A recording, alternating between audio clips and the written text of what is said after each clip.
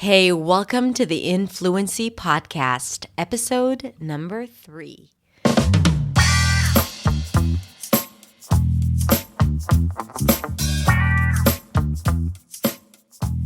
How are you doing, darling? I hope all is well with you. You are probably drinking your coffee right now. Maybe you're driving your car, walking your dog, playing soccer and listening to this podcast. Well, I guess that is very unlikely. But anyway, I'm glad that you're here tuning in. And today I want to talk about motivation because I feel that when we learn English, we focus so much on what to learn, the content, maybe practice, who to talk to, how to practice, how much time. But we don't really think about other things that may help us advance, and that is the reason why we're doing this. Because if you don't have a good enough reason, and I think all people have a good enough reason to learn English, even if it's just for their personal growth. But if you're not clear about why you're doing this, very soon you're going to start feeling the burden of doing something that is not your top priority. And it's going to affect the quality of your practice, the time that you invest in. Very quickly, things are going to get in the way. Other things are going to be more important. And then you will again find yourself on this hamster wheel, feeling like nothing's changing. You are not reaching a breakthrough, and you really don't know how to get to the next level. So in this episode, I'm going to talk about how to stay motivated when learning English or speaking English and just wanting to improve. This episode is the audio version of my Accents Way magazine video that I published on YouTube a few months ago. I hope you enjoy it.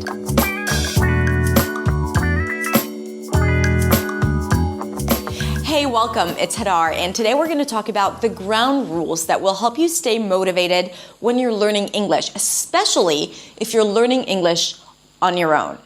So you all know this. When you're embarking on a new journey, when you're starting something new, whether it's starting to learn a new language or starting to work out or go on a new diet, then we start strong, we're very motivated, things are working well for us until they don't anymore. Until we get discouraged, until the body starts resisting the change, and until we start saying to ourselves, I don't see results, so maybe I'm not really good at it. Maybe I just can't do it. I'm not good at learning languages. Working out is just not for me. So here's the thing. It's very natural for us to stay in our comfort zone. It's human nature to resist change. It's scary. We don't know what's out there, right? It doesn't feel right to fail and to make mistakes. But here's the thing. That's the only way to reach your goals, to see results, and to achieve the things that you want to achieve, especially with language learning. So the way I see it is that if you're learning on your own, you have to do a few things deliberately, or you have to keep a few ground rules that will help you stay motivated and do it for the long run. So here are my 5 ground rules to staying motivated when learning a new language, especially English. Number 1, you have to remember your why. Learning English is not the goal. Learning English is the means to reach your true goals. What are your true goals? Now, I really want you to dig deep and to think, what are the things that you wish for yourself, that you know that you need English for? Is it changing your job or a position in the company? Would you like to manage teams or teach people? Do you want to speak in public more? Right? What are the things? And there are no dreams that are too big. Okay? So think big right now. I want you to think big and really visualize yourself. And what would you do if English was not an obstacle? If you had perfect English? And I want you to remind yourself of that every single time before you start learning. Visualize yourself in that position, in that country, doing that thing, speaking to the people you want to speak with before you're starting. So you have to be very specific and focused about what you really wish for yourself. Because when you visualize it and you see it, it stimulates you. And that feeling, that excitement that you feel will get you passionate about the next 10 minutes, 15 minutes, hour and a half that you are learning, that you're studying. Because the actual work is boring. What you're going to achieve is the interesting part. So you have to always remind yourself, what is your why? Why are you learning English? When I go online and research for English learning materials, I find the materials so incredibly boring. I mean, I see these dialogues and they're like, no one speaks like that. It feels like it's meant for kids. And the situations and the quizzes have all these silly sentences. Now, I'm not saying you can't use silly sentences, but when you do it over and over again, it doesn't really trigger anything intellectual in your brain. And then you get bored. And when you get bored, you get discouraged and frustrated, and then you think it's your fault. So do the things that interest you. So I'm recommending for you to become a bit more creative and engaged in creating the materials that you're using to learn. Learning English does not have to be learning from online resources for English learners. And the internet is packed with materials in English. Podcasts, articles, books, YouTube videos, Facebook groups that encourage conversation. So instead of settling for the simple solution and being a little lazy about it, just downloading quizzes or tasks that are online, create your own practice exercises. So for example, it could be read an article and mark all the interesting or important words and then create a different text using these words. Or listen to a podcast and echo it, repeat it, shadow it. Or take a TED Talk and try to understand the concept of the talk and then teach it to someone or speak about it, record yourself as if you're teaching someone. Okay, there are tons of ideas of what you could do. Pick a monologue from a movie that you really like and memorize it and pretend that you are the actor and do it full out in front of the mirror. So do things that interest you and inspire you, and of course, create situations where you can actually talk to people and practice your speaking skills. Because remember that that's the most important thing. And talking to people is always, not always, sometimes it can get boring, but talking to interesting people that you like in English is the best way for you to advance and to practice your speaking skills. The third thing is stay focused and keep the flow. The way we're wired is that when we start doing things, it doesn't matter what it is, whether it's doing your job, writing something, or practicing your English, it takes time until we get to the zone, that zone of flow where everything is just like coming out of us, that we lose track of time and things are going really well, and we feel that we're actually doing something, that we're advancing. Now, you can lose that state of flow and focus like this. Can you guess how long it takes you to regain your focus after one small distraction? So let's say you're in this state of flow, you're doing things really well, and then you get distracted. Do you know how long it takes you to get back on track or to get back to the same focus? Guess.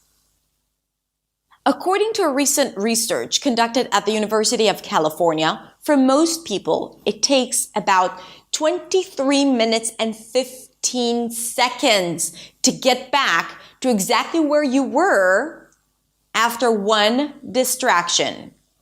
Oh, someone texted me. Okay, let's continue practicing. Or phone call. Hey, what's up? No, I'm practicing my English right now. I'm studying English. I can't talk. So, oh, really? Is that what you did? Oh, so cool. Okay, I'll talk to you later.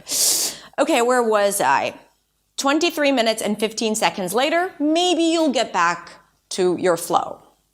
Now, we do this all the time. We get distracted all the time, especially with those freaking phones. I know that because when I write content or when I make videos or when I have to write a complex price proposal, then whenever it gets difficult, challenging, when I need to think a little harder, you know what I do? I look at my phone. I check my Facebook group. I look for WhatsApp notifications. And then I go back to it and I'm like, where was I? And you know what I did? I started putting Post-it notes on my computer saying, if you open Facebook, you'll have less time to sleep. If you open Facebook, that means less time with your girls because it takes me longer to do it. Now, since you have a period of time where you can learn, so it's not like you deprive yourself of doing other things, but what you do is you don't get into that flow. And when you don't get into that flow, then you don't see the change. You don't feel empowered. You don't feel like, hey, something's clicking here. This is working for me. Hey, I feel great. I sound great. I see results. I hear results, right? Because when you don't get into that flow, you don't see all that. You don't get all that. And then when you constantly don't see results day in, day out, then you get discouraged. Then you're not going to stay motivated because we only stay motivated when we see and feel the change. When you learn English, there are a few things that you need to learn. There is grammar and accent, which there you have intonation and pronunciation and all of these things. You know what they are for you. And when you sit down getting ready to learn something, then you're like, okay, today I'm going to work on my vocabulary. Now, vocabulary is a huge thing. There is like so many layers to learning vocabulary. What are you trying to do? What kind of vocabulary are you trying to learn?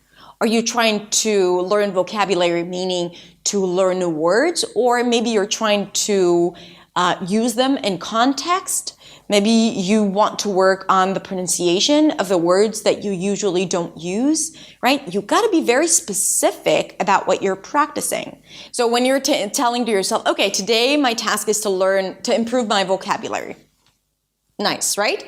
And then you're like learning 3 words. And at the end of the day, you're like, I learned 3 words and there are like 1 billion words in English. This is very lame. It's like, I'm terrible. I'm so behind. This, I will never be able to do it because learning vocabulary is overwhelming and it feels unattainable. But when you're saying to yourself, be specific, learn food vocabulary, or let's learn transition words, or maybe food vocabulary that is related to ordering in restaurants because I always get stuck in restaurants. Okay. So this is what you're trying to achieve. You have X, which is like, it's very clear, right, what you're trying to get, and then you can actually do it. But enhance your vocabulary is huge, and you won't feel like you can check it off your list, because there's always something to learn. But when you say to yourself, okay, but my goal was to learn just these 5-6 words, I can do it within a week, right? And to learn, that means not to know it, but to actually start using it freely, okay? Then you can say, check, I did it. You feel accomplished, you feel the progress, you stay motivated. The last ground rule is make it sustainable. Okay, so even if you're really passionate at first, don't start big. Start small, but keep it small. Sustain it. Be persistent. The idea is to do it for the long run, right? And if you start by saying, I'm going to practice for 2 hours every single day, great, but not great. Because let me tell you this, it's not going to last.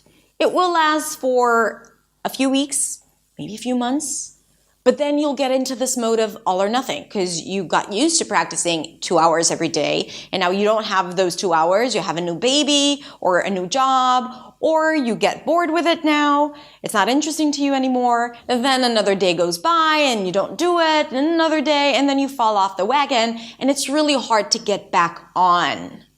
Okay, remember that. So instead of practicing a lot at the beginning, stop yourself. An hour is great. It's amazing to practice your English, but 30 minutes is also amazing if you manage to achieve what you set out for yourself to do. And you know what?